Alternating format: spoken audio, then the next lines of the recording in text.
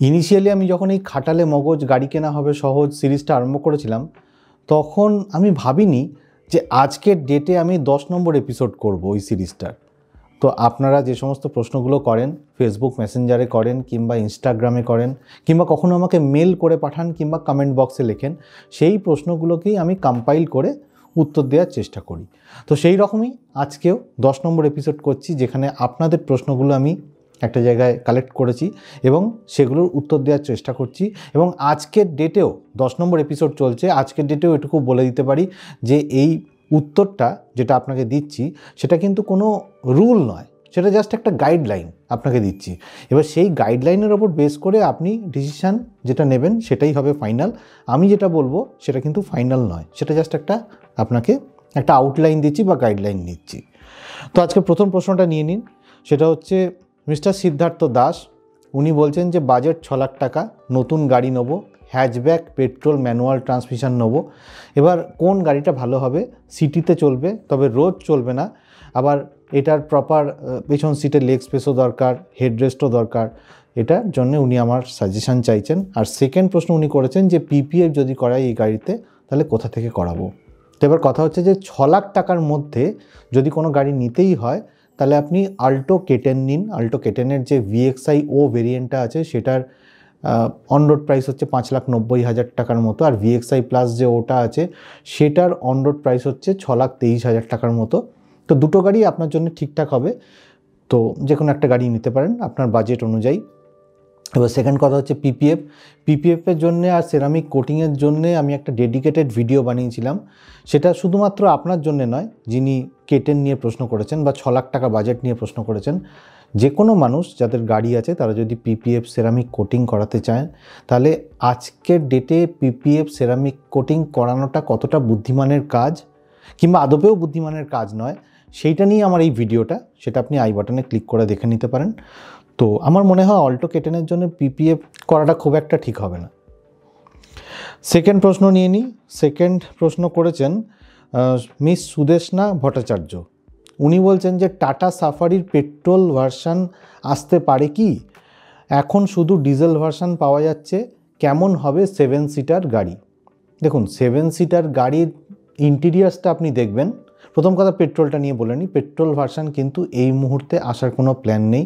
Tata safari শুধুমাত্র diesel ভার্সানই এখন আসছে এবং পেট্রোল ভার্সানে ওদের একটা গাড়ি আছে, মানে ইঞ্জিন আছে টাটার 1.2 লিটারের পেট্রোল টার্বো ইঞ্জিন আছে, কিন্তু সেই পেট্রোল টার্বো ইঞ্জিনটা যদি টাটা সাফারিতে লাগায় তাহলে সেটা আন্ডার পাওয়ার হয়ে যাবে।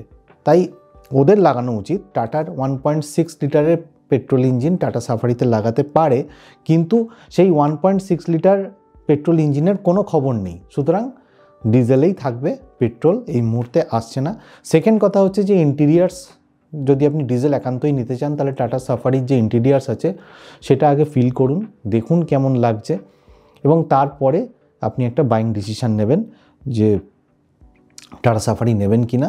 হ্যাঁ, সেফটি ফিচার্স প্রচুর আছে, 5 স্টার ক্র্যাশ টেস্ট রেটিং পেয়েছে, 7খানা এয়ার ব্যাগ আছে, এদের যে অ্যাকমপ্লিসড মডেলটা আছে তাতে 7খানা এয়ার ব্যাগ, অ্যাকমপ্লিসড প্লাস যে মডেলটা আছে তাতে এদের অ্যাডাস ফিচার আছে। সুতরাং সেফটির দিক থেকে আপনার চিন্তা করার দরকার নেই, শুধু ইন্টিরিয়ার ফিট অ্যান্ড ফিনিশ এবং গাড়ি চালিয়ে দেখুন যে আপনার কীরকম লাগছে।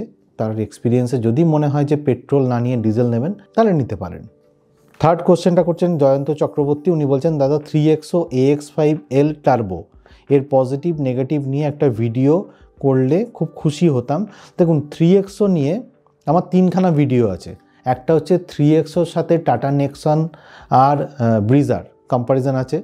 সেকেন্ড হচ্ছে ইন জেনারেল 3XO যখন লঞ্চ করছিল তখন আমার কিছু কিছু জিনিস মনে হয়েছিল যে আপনাদের শেয়ার করা দরকার, সেই শেয়ার করার একটা মানে সেটা নিয়ে আমি একটা ভিডিও বানিয়েছিলাম, তো সেটা দেখতে পারেন। থার্ড হচ্ছে 3XOর ভেরিয়েন্টগুলো নিয়ে আমি ডিটেলে আলোচনা করেছিলাম যে কোন ভেরিয়েন্টে কী কী ফিচার্স আছে, কার কী দাম, মানে শোরুম প্রাইস কত এবং কোনটা ভ্যালু ফর মানি। তো AX5L যে মডেলটা আছে সেটা নিঃসন্দেহে খুব ভালো মডেল, আপনি এগোতে পারেন। কিন্তু তার আগে ওই 3XOর যে ভেরিয়েন্ট নিয়ে ভিডিওটা আছে সেটা একবার দেখে নিতে পারেন। সেটা অটোমোবাইল জ্ঞানের যে প্লে লিস্টটা আছে ওই প্লে লিস্টের মধ্যে আপনি পেয়ে যাবেন। আচ্ছা, মিস সুদেশনা ভট্টাচার্য যে টাটা সাফারি নিয়ে প্রশ্ন করেছেন না, উনি এখন মানে আরও কিছু শুনবেন টাটা সাফারি সম্পর্কে, সেটা আসছি পরে। ফোর্থ কোশ্চেনটা করেছেন সুস্মিতা দাস। উনি বলছেন যে XUV 700 MX পেট্রোল আর টাটা নেক্সন কোনটা বেস্ট হবে। তো এটায় রিপ্লাই করার আগে আমার একজন রেগুলার ভিউয়ার আছেন রেমেডিজ ইন লাইফ, উনি একটা রিপ্লাই করে দিয়েছেন ইনাকে। তো সেই রিপ্লাইটাই আমার মনে হচ্ছে যথার্থ রিপ্লাই। উনি লিখেছেন যে দুটো কারই ডিফারেন্ট সেগমেন্টের কার।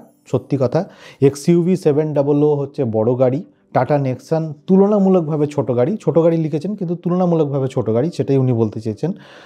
আর উনি XUV 300 মানে XUV 3XOর কথা বলতে চেয়েছেন। পাওয়ারের দিক দিয়ে যে গাড়িটা মানে XUV 3XO বেটার। আর এনি ডে উনি লিখছেন XUV 700 টাটা নেক্সনের থেকে ভালো যদি আপনার রিকোয়ারমেন্ট ম্যাচ করে। তো আমার মনে হয় এটা যথেষ্ট। মানে XUV 700 হচ্ছে একটা আলাদা সেগমেন্টের গাড়ি এবং টাটা নেক্সন হচ্ছে তার থেকে নিচের সেগমেন্টের গাড়ি। সুতরাং আপনি বেসিক্যালি যদি অফ রোডিং করতে চান, পাহাড়ে বেশি যেতে চান, কিংবা আপনার এমন প্রয়োজন হয়ে থাকে যেখানে আপনার পরিবারে মানে ফ্যামিলি মেম্বার্স বেশি আছে, সেখানে XUV 700 is a perfect choice for you. Mister Chanchal Pachal উনি বলছেন যে please guide me when I am going to buy Baleno Zeta regarding mileage, space, luggage, safety features and other features, looks etcetera. Please give me your suggestion.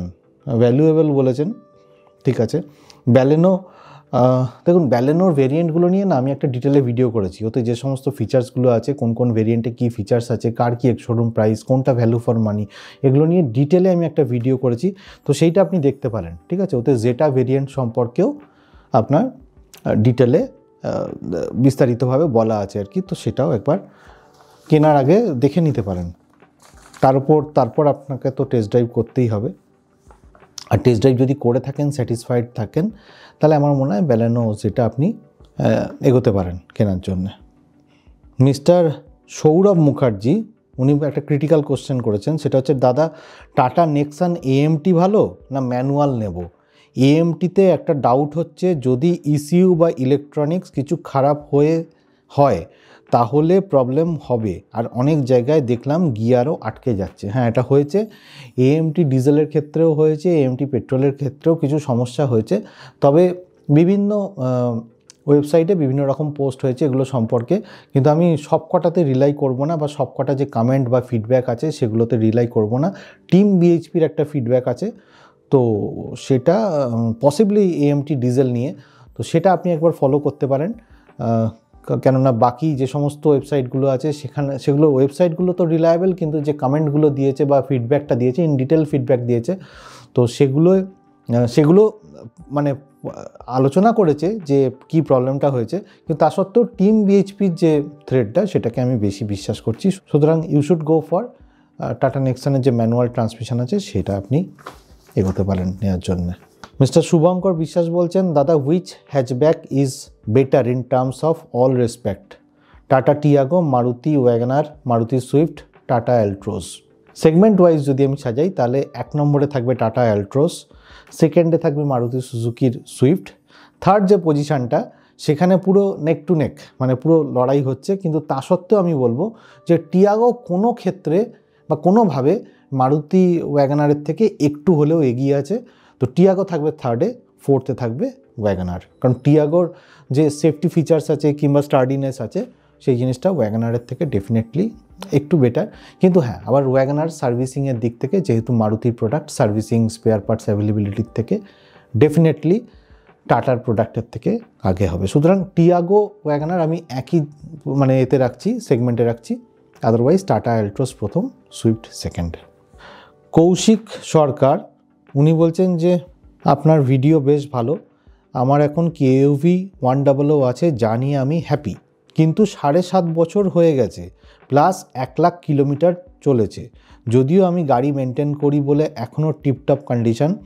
আমি এমন একটা গাড়ির suggestion চাইছি যার suspension দারুণ, ড্রাইভিং ফিল ভালো, tough body, পাওয়ার আছে। আমার গাড়ি মাসে 2 বার হাইওয়ে ট্রাভেল করে, বাকি সিটি ড্রাইভ, এনি সাজেশনস। তো আমি বলবো যে যেহেতু KUV 100 বা 100 বা 100 যেটাই বলুন না কেন সেটা মাহিন্দ্রার প্রোডাক্ট, তো আপনি মাহিন্দ্রার প্রোডাক্টই দেখতে পারেন, XUV 3XO। এই গাড়িটা একবার দেখতে পারেন। আপনার বাজেট অনুযায়ী যে গাড়িটা সুটেবল হবে সেই ভেরিয়েন্টটা আপনি টেস্ট ড্রাইভ করে দেখুন, বা আপনি এক্সইউভি 3Xও টেস্ট ড্রাইভ করে দেখুন। তারপর যে ভেরিয়েন্টটা আপনার জন্য সুটেবল হবে সেই ভেরিয়েন্টটার জন্য আপনি এগোবেন। দেবাদ্রি সরকার বলছেন যে দাদা আমি নতুন গাড়ি চালানো শিখেছি, তাই একটু সাজেস্ট করবেন এই সময় আমার কোন গাড়ি কেনা উচিত। বাজেট আন্ডার 8 লাখ, কলকাতার মধ্যেই অফিসে যাওয়া আসার জন্যে। 8 লাখের মধ্যে কী কী গাড়ি আছে সেটা নিয়ে আমি ডিটেলে আলোচনা করেছি। যেমন আপনার সুইফট আছে, টিয়াগো আছে, ব্যালেনো আছে, অ্যালট্রোজ আছে, তার যে ভেরিয়েন্টগুলো আছে সেই ভেরিয়েন্টগুলো নিয়েও আলোচনা করেছি। তো সেটা যদি আপনি দেখে না থাকেন তাহলে একবার দেখে নেবেন। 8 লাখের মধ্যে 5টা গাড়ি আমি সাজেস্ট করেছিলাম। আচ্ছা, একটা ইম্পর্ট্যান্ট প্রশ্ন আছে, সেই প্রশ্নটা তো আমি ছেড়েই যাচ্ছি। মিস্টার অরূপ কুমার জানা, উনি আমাকে 4বার কমেন্ট বক্সে লিখেছেন যে টাটা সাফারি এবং স্করপিও ক্লাসিক যে S11টা আছে সেটার মধ্যে একটা কম্প্যারিজন করার জন্য। কিন্তু যেহেতু টাটা সাফারি হচ্ছে ফ্রন্ট হুইল ড্রাইভ আর স্করপিও ক্লাসিক হচ্ছে রেয়ার হুইল ড্রাইভ, তাই সেরকমভাবে তুলনা করতে পারছি না। যদিও একটা মোটামুটি আমি তুলনা টানার চেষ্টা করেছি, সেটা হচ্ছে স্করপিও 2টো এয়ারব্যাগ আছে, ক্লাসিকের কথা বলছি, আর টাটা সাফারিতে 6টা এয়ারব্যাগ আছে। এছাড়া টাটা সাফারিতে কিছু কিছু মডেল যেরকম অ্যাকমপ্লিশড মডেল আছে, যেরকম বললাম আপনাদেরকে যে সেটায় আপনার 7খানা এয়ারব্যাগ আছে, অ্যাকমপ্লিশড প্লাসে আপনার অ্যাডাস ফিচার আছে। কিন্তু স্করপিওতে সেই রেসপেক্টে অত সেফটি ফিচার্স নেই। ABS আছে, EBD আছে টাটা সাফারিতে, ইলেকট্রনিক স্টেবিলিটি কন্ট্রোল আছে, ব্রেক অ্যাসিস্ট আছে, হিল হোল্ড কন্ট্রোল আছে। সব দিক থেকে টাটা সাফারি, ইন্টেরিয়ার্সের দিক থেকেও টাটা সাফারি কোনো না কোনোভাবে স্করপিও ক্লাসিকের থেকে একটু লিড করবে। কিন্তু তা সত্ত্বেও বলবো যে টাটা সাফারি হচ্ছে সোজা কথায় ফ্রন্ট হুইল ড্রাইভ মোনোকক চেসিস, কিন্তু আপনার স্করপিও হচ্ছে রেয়ার হুইল ড্রাইভ। সুতরাং দুটোর ড্রাইভিং প্যাটার্ন সম্পূর্ণ আলাদা এবং ড্রাইভিং ডাইনামিক্সও আলাদা। আপনি এরকম অনেক থ্রেড পড়বেন যেখানে টাটা সাফারি পাহাড়ে নিয়ে গেছে এবং পাহাড়ে যেখানে দেখেছে যে একটু স্লাশি রোডস বা কর্দমাক্ত রাস্তা, সেই সমস্ত জায়গায় কিন্তু ট্র্যাকশান ঠিক করে পায় না টাটা সাফারি গাড়ি, অনেক সময় ট্র্যাকশান কন্ট্রোল করতে পারে না। কিন্তু সেক্ষেত্রে ভাঙাচোরা রাস্তার মধ্যে দিয়ে স্করপিও ক্লাসিক অনেক বেটার পারফর্ম করবে, কারণ এটা রিয়ার হুইল ড্রাইভ। আর আরেকটা জিনিস সবাই মজা করে বলে থাকে, এটাকে সিরিয়াসলি নেবেন না, কিন্তু এটা এরকমভাবেই বলা হয়ে থাকে যে টাটা সাফারি হচ্ছে সেরকম গাড়ি যেটা গুগল ম্যাপ দেখে চলে, আর স্করপিও ক্লাসিক হচ্ছে সেরকম গাড়ি যেটা গুগল ম্যাপে যে রাস্তাটা নেই সেই রাস্তাটা দিয়েও চলে। তাই বলে আপনি যেন রাস্তা নেই তার উপর দিয়ে গাড়ি চালিয়ে দেবেন না স্করপিও ক্লাসিকটা, এটা জাস্ট কথার কথা। তো আপনি বুঝে গেছেন যে স্করপিও ক্লাসিক আর টাটা সাফারির প্যাটার্নটা কীরকম, দুটো গাড়ি কীরকমভাবে বিহেভ করে। তো আপনার প্যাটার্নটা কি, আপনি কোনটা চয়েস করবেন সেটার ওপর এবার আপনি নিজেকে অ্যাসেস করে নিন।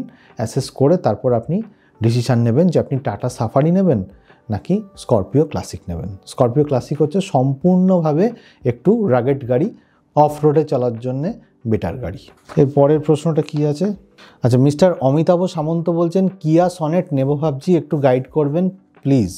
আর আমি মেনলি হাইওয়েতে চালাবো আর আমার বাজেট হচ্ছে 10 লাখ।